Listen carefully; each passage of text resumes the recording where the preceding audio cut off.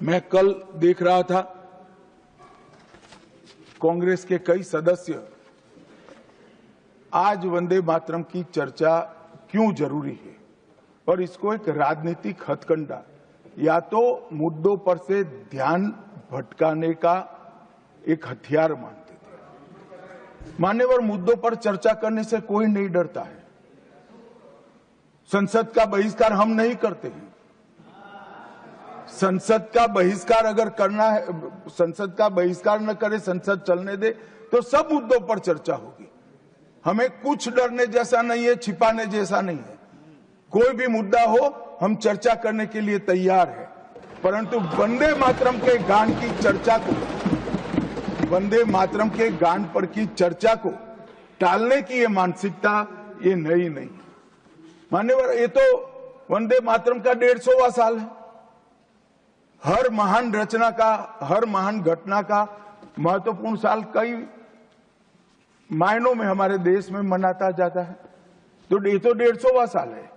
अब हम थोड़ा पीछे मुड़कर देखते हैं मान्यवर, जब वंदे मातरम के 50 साल हुए तब क्या हुआ? वंदे मातरम के 50 साल हुए, देश आजाद नहीं हुआ था और वंदे मातरम की स्वर्ण जयंती हुई 1937 में।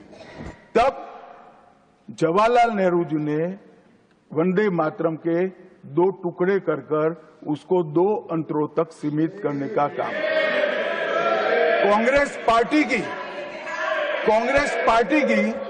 50वें साल में जो एक प्रकार से वंदे मातरम का महिमा मंडन करने की पद्धति थी,